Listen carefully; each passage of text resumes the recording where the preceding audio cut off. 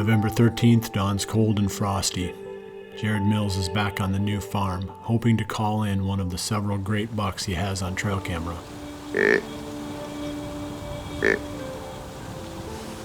Well, sun's just coming up here the morning of November 13th, and this is definitely what November morning should feel like. Everything's frost covered. Back on this farm that I'm trying to learn, so we're in a brand new spot yet again. We should be able to see a lot. Yesterday I saw a bunch of does bedded in this timber, so hopefully that's a good sign that, we're in that period where it could be some tough hunting due to bucks being locked down, but definitely gotta be in the tree in case one does go for a cruise, and excited to see what the sit brings.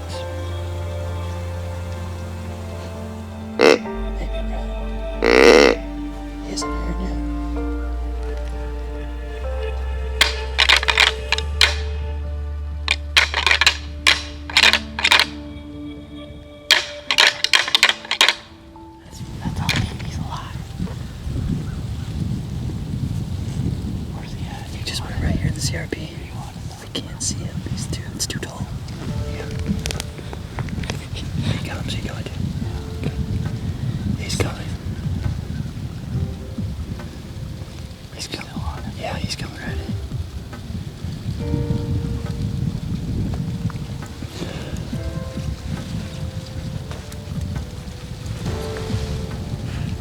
He's kind of going left. Yeah, well now there he is. Looking to the left. He's just looking. There he goes. He's looking.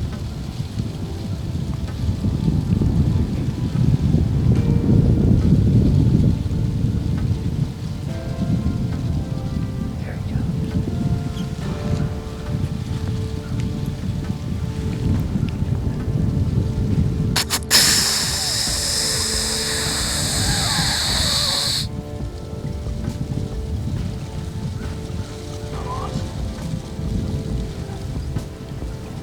Do you see him?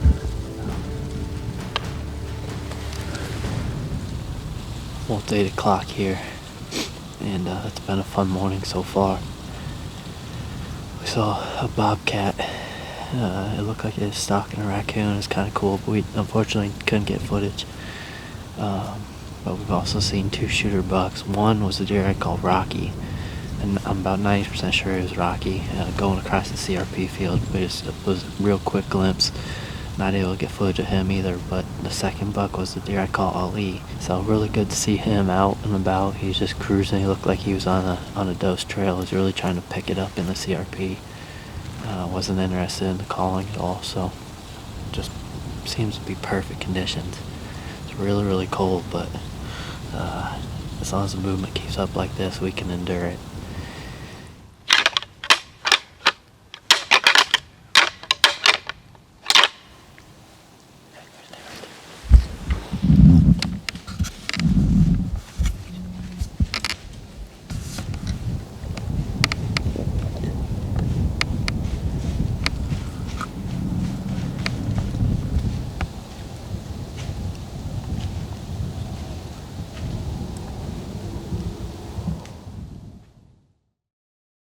Jared is shooting the Hoyt Defiant bow with DFX cam system. This is one of Hoyt's advanced cam and a half systems that eliminates any concern of cam timing. This new cam also rolls over in a way that increases the bow's effective length, which means the string angle is flatter, moving the peep closer to your eye for more comfortable and more accurate shooting. Cabela's is the best manufacturer we've found for producing quality footwear for deer hunters. Some of the Midwest Whitetail Pro staff favor rubber boots, while others use lace-ups. Cabela's makes models in both styles that are scent-free and perfectly fit to the task. Low light accuracy requires a sight with bright pins. Fuse sights have some of the brightest pins on the market, making it possible to take shots right up to the end of legal shooting time with total confidence. There are only 3 ways you can get busted in a tree stand. The deer can smell you, hear you, or see you. To reduce the chances of being seen, we wear the best camouflage we can. Realtree's open patterns perfectly blend into the hardwood timbers that we hunt.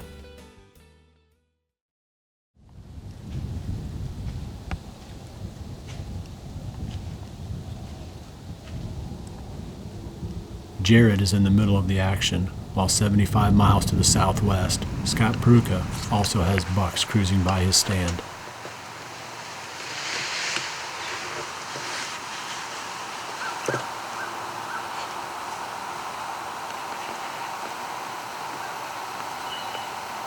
Well, it's about 8:30, and we just had another encounter with what looked like a promising young 3-year-old. He was on a mission headed somewhere else, but pretty cool deer. It was fun.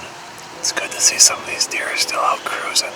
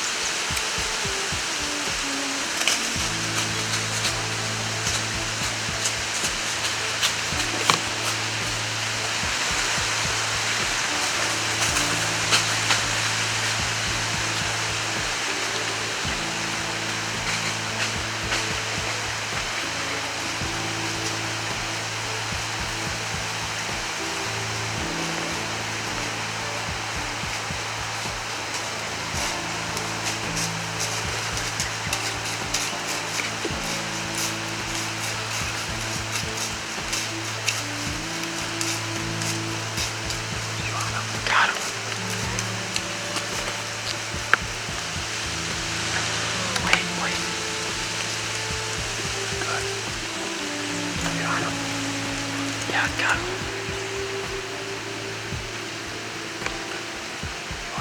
Yeah.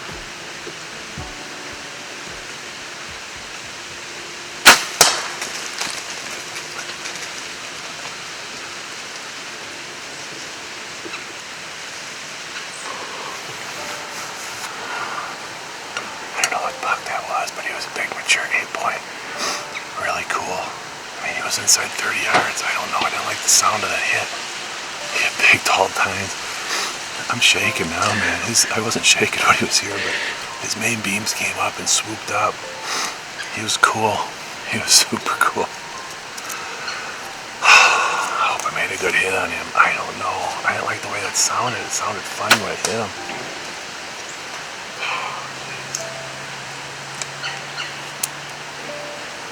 That's how fast it changes. Crazy.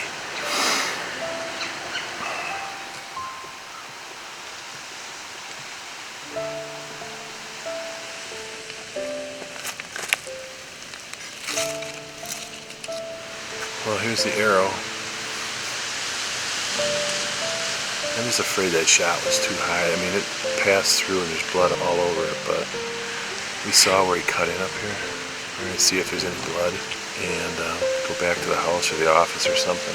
See where we hit that deer for sure and come up with a plan for looking for him.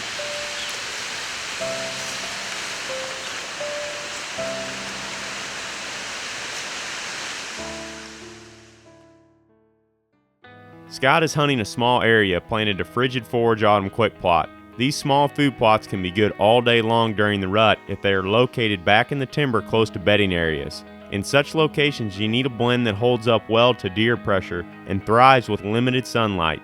It all paid off for Scott when this nice buck followed a doe into the food plot. Scott's arrow passed completely through this buck at 25 yards. He's shooting the 5mm Easton Full Metal Jacket, and the shaft's small diameter and solid weight are perfect for whitetail hunting. Right fletchings allowed Scott to see the impact and identify his hit immediately. In some situations, that can make a huge difference in deciding when to follow up the blood trail. The Ozonics mounting system is perfect for tree stand hunting. It's fully adjustable so you can always point your unit in the correct direction. As the wind changes, just swivel the mount. Scott used his mounting system to position the HR300, which helped him get a shot at this nice mature buck. Versatility is one of the most important features of a good food plot seeder. It must be able to plant a wide range of seed sizes at a wide range of rates and place them in the ground at the correct depth for each application. The RTP Genesis is ideal in each of these regards. Versatility is one of the things we like most about this seeder. When going deep into public land, we always use the muddy backpack straps to carry our stand in. They attach to any muddy tree stand and they make carrying the sticks and the stand much more efficient.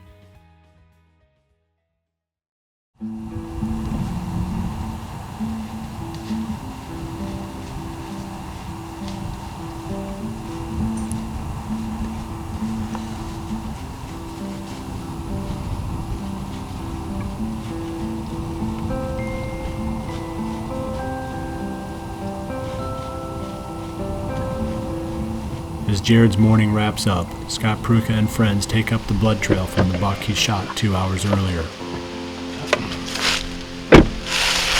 Well, we're back here where it all happened.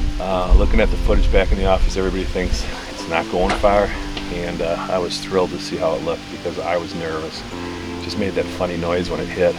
After looking where the arrow went through, I think we got double lung. So that's good. It's been 2 hours, and hopefully it didn't go too far.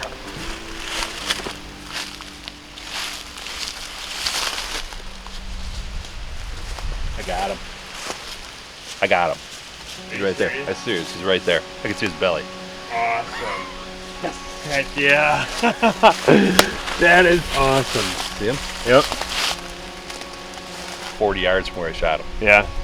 He looked like he was starting to stumble a little bit when he ran in here. Nice. That was the easiest track job ever.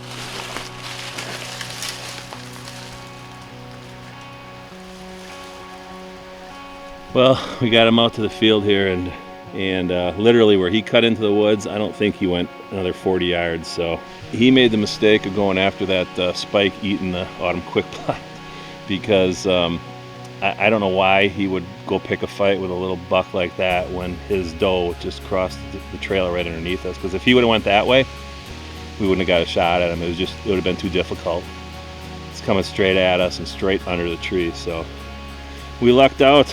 The little spike eating breakfast did him in today.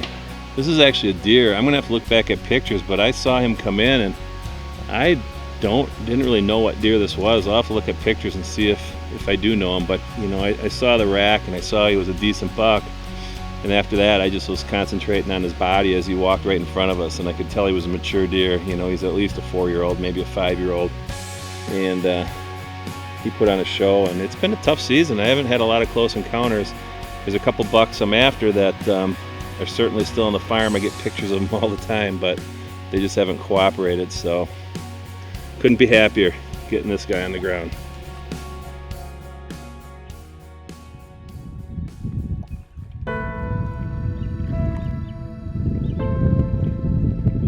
Zach Fehrenbaugh and Aaron Warbritton head deep into the public land, first by kayak and then on foot.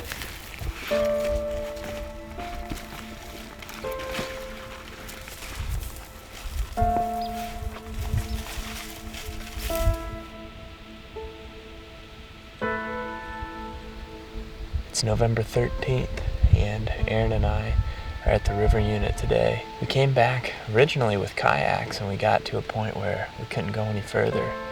The water's just really drying up in this creek bed that we're using to access this piece.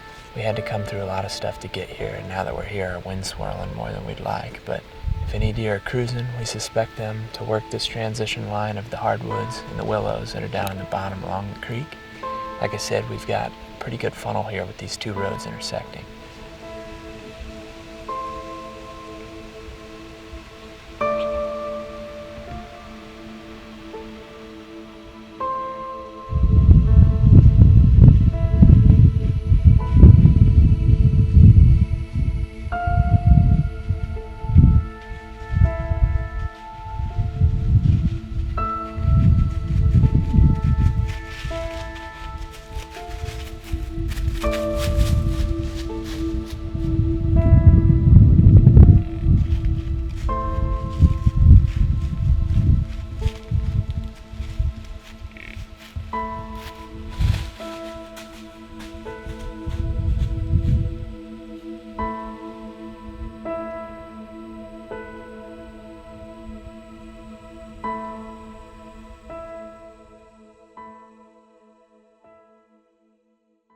Scott ran his Muddy Pro Cam 12 on Timelapse mode and managed to pick up this buck during early November. Timelapse allows you to set the camera to take a photo at regular intervals during certain times of the day. We generally select the last hour of daylight. This is a great feature to use when learning how and when deer use small food plots. I've been in a number of hunting camps over the years, and hunters rarely argue over which bow or arrow is the best. But it can get pretty heated when the subject of broadheads comes up. Bow hunters have strongly held opinions about what is the most important on this critical part of the equipment puzzle. At Midwest Whitetail, we've been shooting rocket broadheads for as long as we have been in business. We aren't biologists, but some of the top names in the business swear by the more than 65 minerals found in the trophy rock. It contains not only the macronutrients that you find in other products, but all the micronutrients needed in proper balance for a healthy herd. No one really thinks about mobility in their ground blind until it is too late. Having a good seat that allows you to pivot quickly and quietly to cover any window in the blind is a definite asset. That's why we use the redneck blind chair in all of our ground blind hunting. Back on public land, a young buck passes Zach and Aaron's stand, but it is a different set of footsteps in the leaves that grabs their attention. He's coming right over here.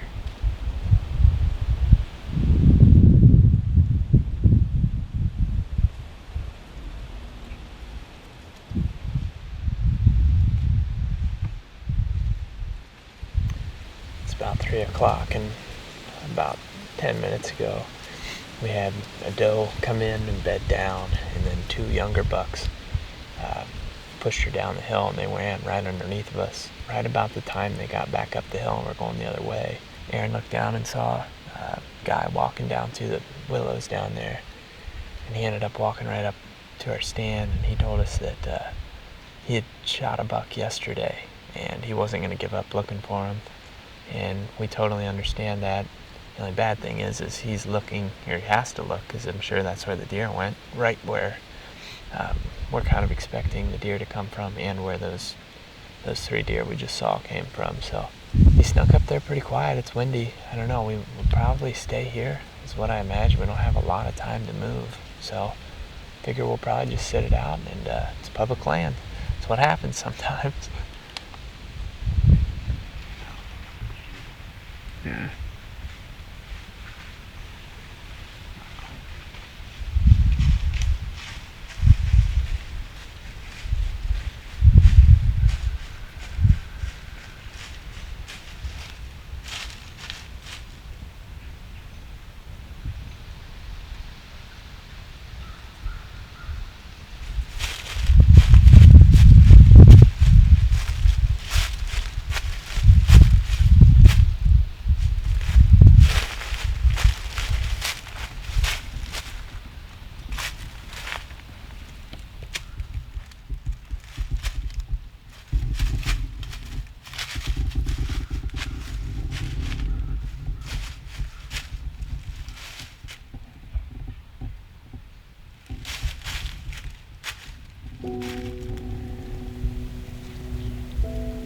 Well, the night's coming to an end, and we ended up seeing pretty good movement, even though that guy walked through here. The only bad part was it was all 2- and 3-year-old bucks and does. We think when we come back here in a few days, we're going to push further to the south. There's still a lot of land that goes that way, and it's even harder to get to, so if there's a mature buck in here, that's where we'd expect him to be.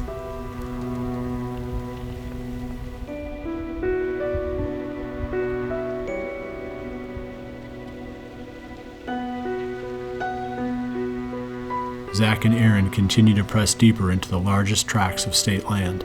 With the rut winding down, this is no time for caution.